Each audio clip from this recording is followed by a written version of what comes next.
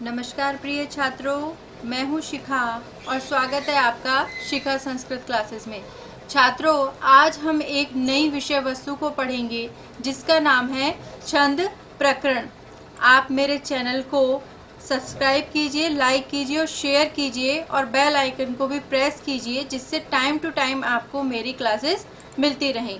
चलिए आज हम देखते हैं यूनिट 7 और 8 किसकी, यूजीसी नेट की 7 और 8 यूनिट पढ़ेंगे। जो छंद प्रकरण हैं वो स्कूल में, कॉलेज में फर्स्ट ग्रेड, सेकंड ग्रेड इन सभी में पढ़ाया जाता है। और यूजीसी नेट की जो यूनिट हमारी 7 है उसके अंदर छंद का परिचय दिया हुआ है और 8 में छंद दिए हुए हैं। तो चलिए हम पढ़ना शुरू करते हैं। देखिए, छंद शास्त्र को वेद पुरुष का पाद या चरण माना जाता है। क्या माना जाता है? पाद या चरण माना जाता है। छंदः पादौ तु वेदस्य। क्या कहेंगे? छंदः पादौ तु वेदस्य। देखिए, इसमें मैं आपको बताऊं, जो वेद रूपी पुरुष है, वेद रूपी पुरुष के 6 अंग बताए गए हैं जिसके अंतर्गत पाद यानी पैर वो छंद है, चक्षु यानी नेत्र जो हैं वो ज्योतिष है, घ्राण यानी जो नासिका है वो शिक्षा है, हस्त यानी जो हाथ हैं वो कल्प है और श्रोत्र यानी कान निरुक्त हैं और मुख क्या है? मुख है हमारी व्याकरण। तो छंद को क्या कहा गया है? छंद को कहा गया है पैर, पाद। चलिए आगे देखते हैं। छंद शास्त्र का प्राचीन नाम। क्या चीज? छंद शास्त्र का प्राचीन नाम क्या क्या है? छंदो विचित, छंदोनुशासन, छंदोवृत्ति और छंदोमान। क्या चीज? छंदोमान आदि भी इसे कहा जाता है। आगे देखिए, प्रथम छंद शास्त्रकार कौन से? प्रथम छंद शास्त्रकार आचार्य पिंगल के नाम पर इस शास्त्र को पिंगल शास्त्र भी कहा जाता है। किसके नाम पर पड़ा ये? आचार्य पिंगल के नाम पर। आचार्य पिंगल को छंद शास्त्र का प्रणेता या प्रवर्तक भी माना जाता है। आपसे पूछ लिया जाएगा कि छंद शास्त्र का प्रणेता किसे कहते हैं या छंद शास्त्र का प्रवर्तक किसे कहते हैं, तो वो होंगे आचार्य पिंगल। आचार्य पिंगल ने छंद शास्त्र पर छंद सूत्र नामक ग्रंथ लिखा है। क्या लिखा है? छंद सूत्र नामक ग्रंथ लिखा है जिसमें 8 अध्याय और 308 सूत्र हैं। दोबारा देखते हैं कि आचार्य पिंगल ने छंद शास्त्र में किसमें उनका एक छंद शास्त्र में उनका छंद सूत्र नामक एक ग्रंथ है जिसमें उनके 8 अध्याय हैं और 308 उनके सूत्र हैं। चलिए आगे देखते हैं। षड्गुरु शिष्य ने, किसने? षड्गुरु शिष्य ने सर्वानुकर्मणि, किसको? सर्वानुकर्मणि की टीका में आचार्य पिंगल को पाणिनि का अनुज कहा है। क्या कहा है? पाणिनि का अनुज कहा है। इससे इनका समय 600 ईसा पूर्व माना जा सकता है। इसके अनुसार उन्होंने पाणिनि का जो समय बताया है वो 600 ईसा पूर्व बताया है। वैसे जो हमारे पाणिनि हैं, कालिदास हैं, जितने भी महाकवि हुए उनके समय को निश्चित कर पाना बहुत ही मुश्किल है। ये सब जो भी है ये काल्पनिक बताया जाता है क्योंकि इन्होंने कभी भी अपने बारे में सारी जानकारी नहीं दी है। चलिए आगे देखते हैं। विदेशी विद्वान छंद सूत्र का समय 200 ईसा पूर्व मानते हैं। क्या मानते हैं? 200 ईसा पूर्व मानते हैं। आगे देखते हैं। छंद का लक्षण। क्या देखते हैं? छंद का लक्षण। चित्ता हलादकम छंदः। क्या है? चित्ता हलादकम छन्दः। छन्दयति आह्लादयति इति छन्दः। छन्दयति आह्लादयति इति छन्दः, अर्थात जो हमारे हृदय को आनंदित करे वही छंद है। छन्दयति आह्लादयति इति छंद है, जो हमारे हृदय को, मन को प्रसन्न करे, आनंदित करे, वही छंद कहलाता है।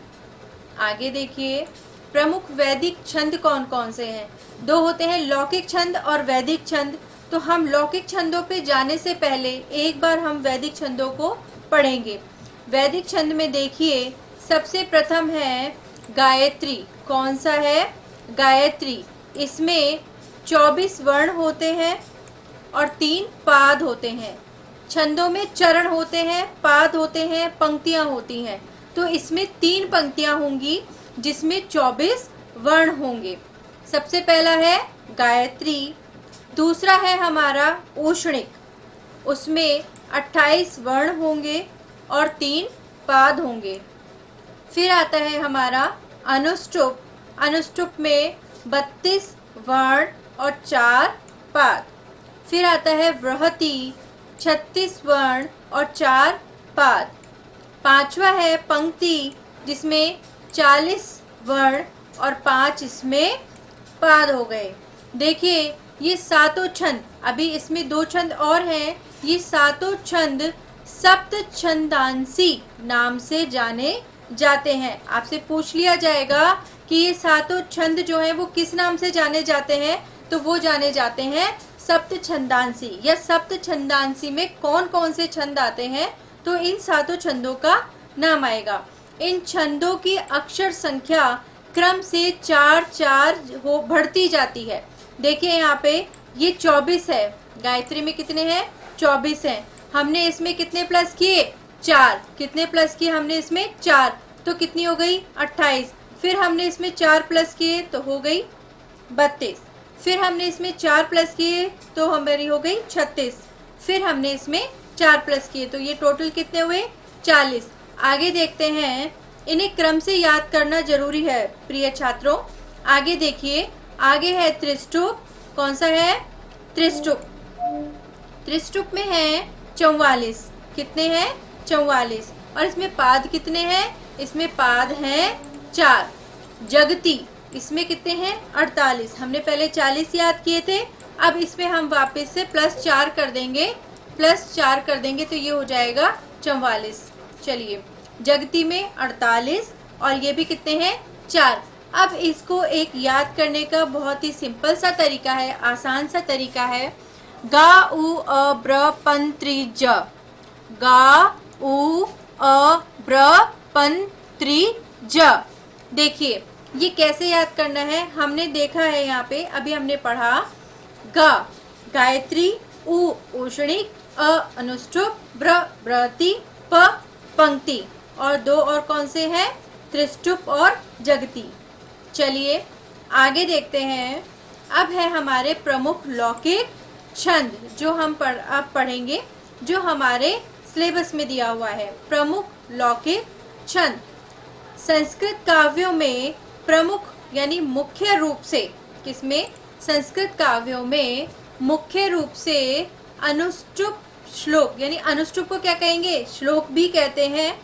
उपजाति, वंशस्थ, द्रुत विलंबित, शालिनी, वसंत तिलका, हरिणी, शिखरणी, मंदाक्रांता, मालिनी, शार्दुल विकृतम, स्त्रकधरा तथा आर्या छंद हैं।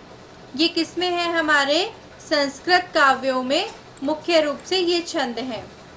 आगे देखिए कि अनुष्टुप। अनुष्टुप क्या है? अनुष्टुप है सबसे छोटा छंद। क्यों? क्योंकि इसके अंदर 8 वर्ण आते हैं और इसमें कितने पाद हैं? 4 पाद हैं, या 4 चरण हैं, या 4 पंक्ति हैं। तो ये 32 वर्णों का छंद है। आगे देखिए, स्त्रकधरा। स्त्रकधरा सबसे बड़ा छंद है, जिसमें 2100 वर्ण हैं और 4 इसके चरण हैं। तो 84 वर्णों का सबसे बड़ा कहा जाएगा। जो 84 वर्णों का छंद कौन सा हो गया? स्तृग्धरा। आपसे पूछा जा सकता है कि 84 वर्णों का सबसे बड़ा छंद कौन सा है? तो वो है स्तृग्धरा। और सबसे छोटा छंद कौन सा है? वो है अनुष्टुप।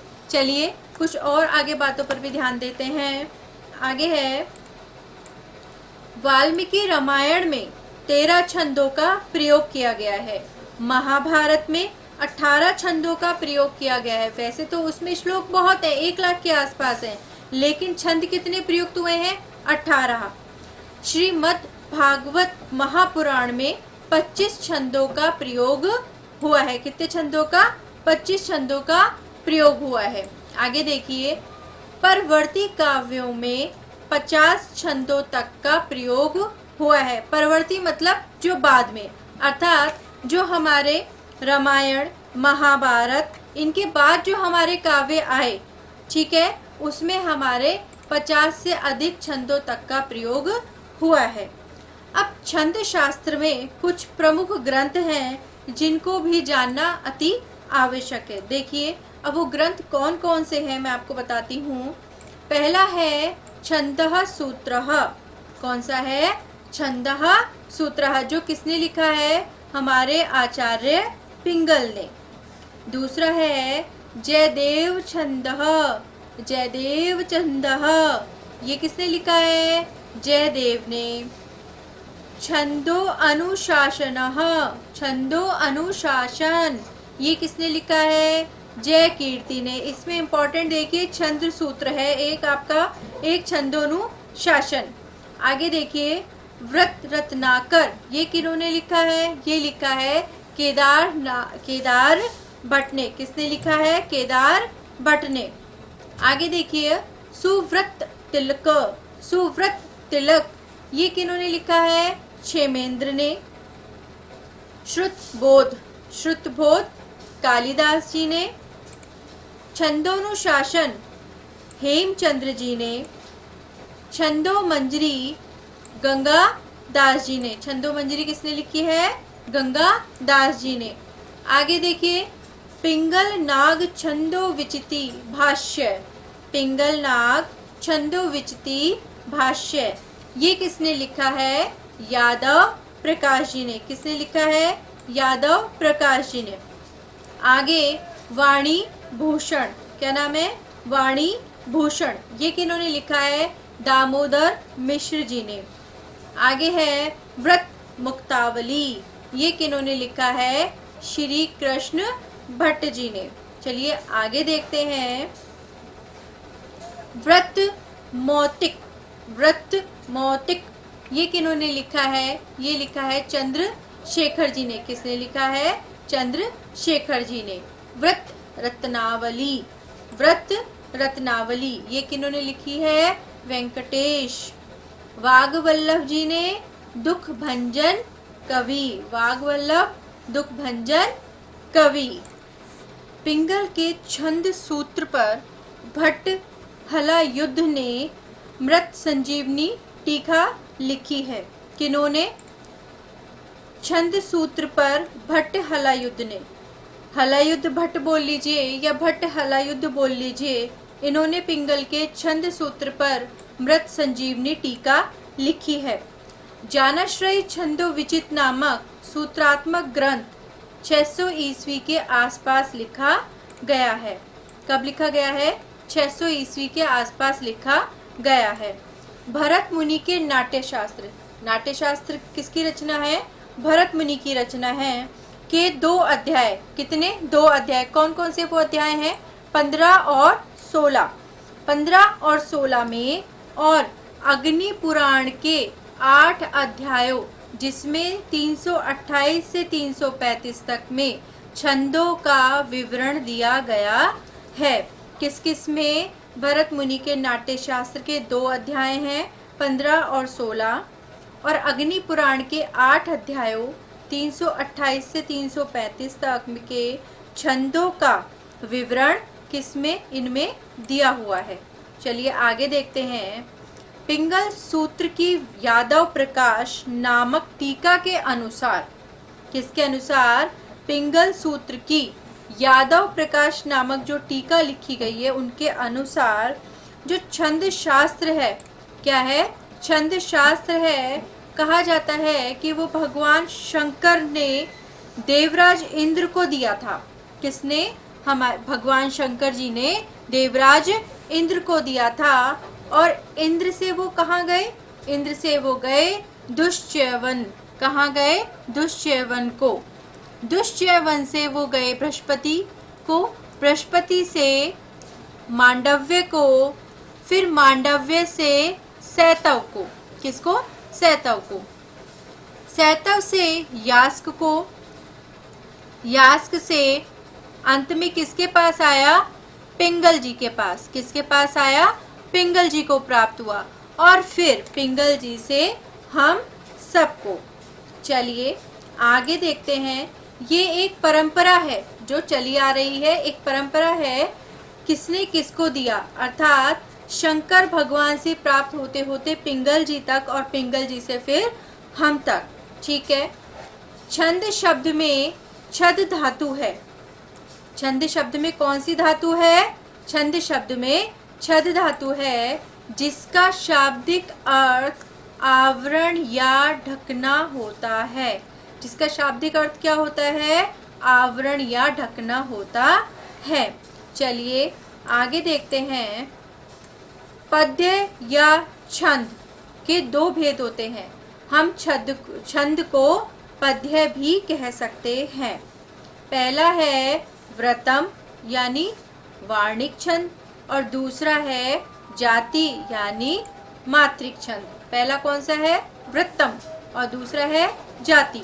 वृत्तम को हम कहेंगे वर्णिक, यानी वर्णों के हिसाब से जिसको गिना जाता है। दूसरा आता है मात्रिक, यानी मात्राओं के हिसाब से जिस छंद को गिना जाता है वो होता है मात्रिक। तो हम इसमें पहला पढ़ेंगे वृत्तम। कौन सा पढ़ेंगे? वृत्तम।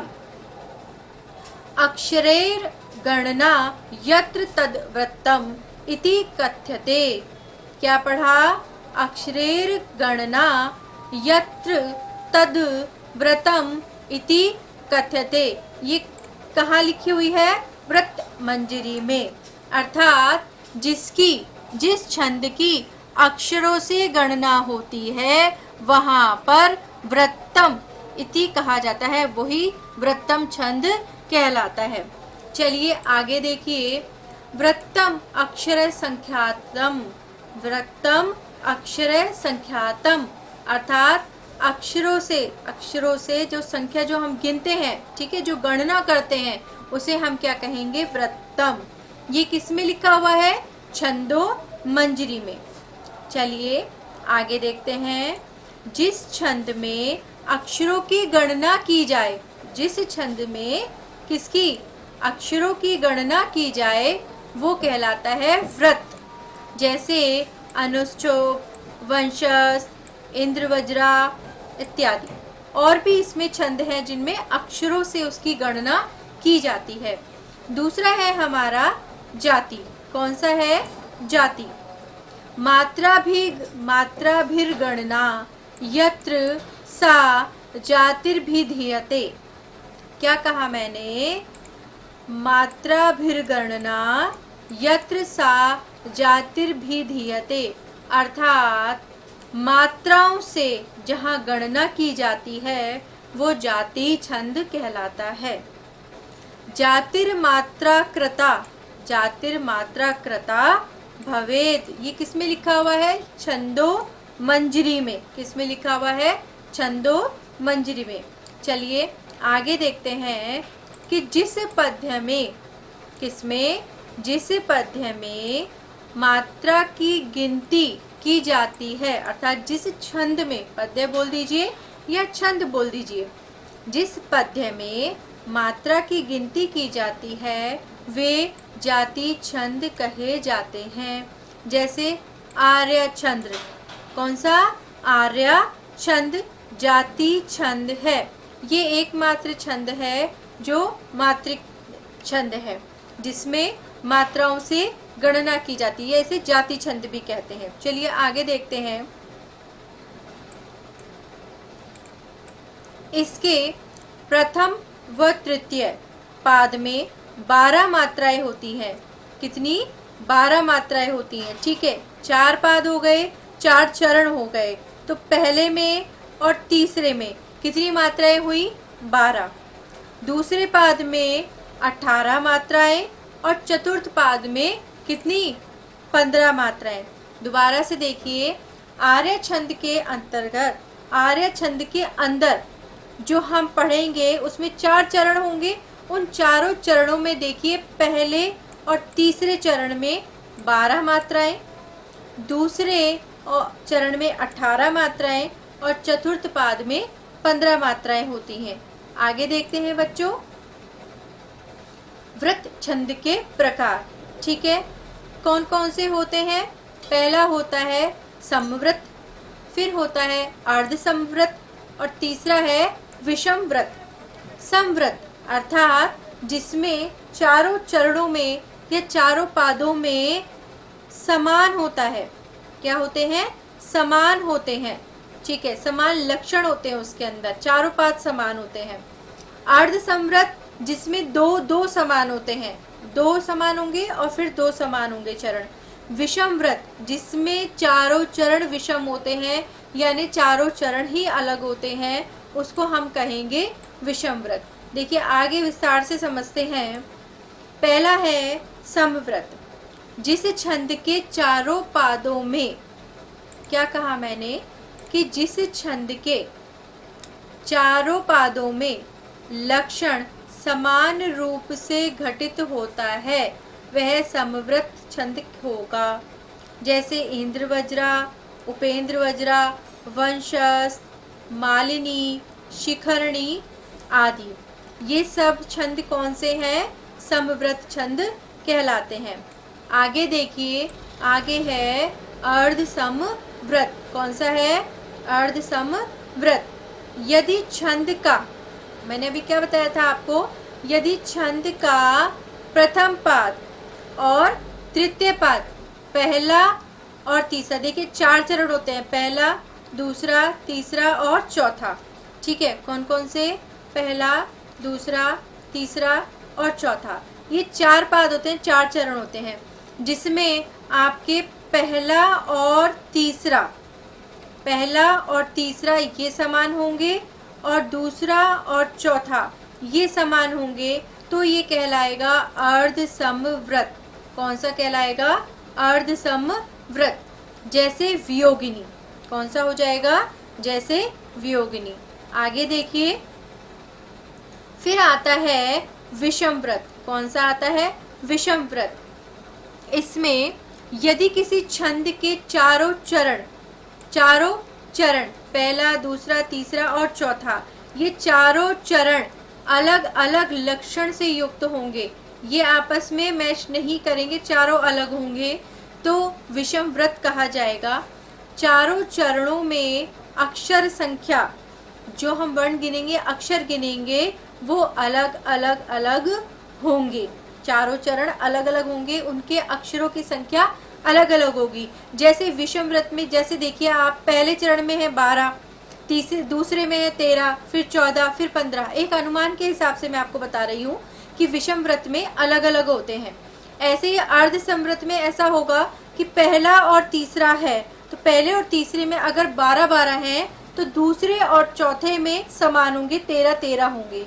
12-12 और 13-13, ये अनुमान के हिसाब से है। चलिए अब हमने इसमें देखते हैं इसके जैसे उदाहरण कौन से हुए, कौन कौन से छंद ऐसे हुए, हरिणी, पुष्पिताग्रा आदि। चलिए आगे देखते हैं। प्यारे छात्रों, आज इतना ही।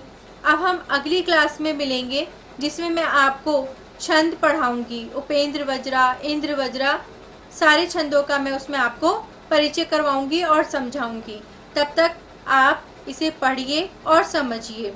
आप मेरे चैनल को सब्सक्राइब कीजिए, लाइक कीजिए और शेयर कीजिए और बेल आइकन को प्रेस करना ना भूलिएगा। थैंक यू, धन्यवाद, नमस्कार।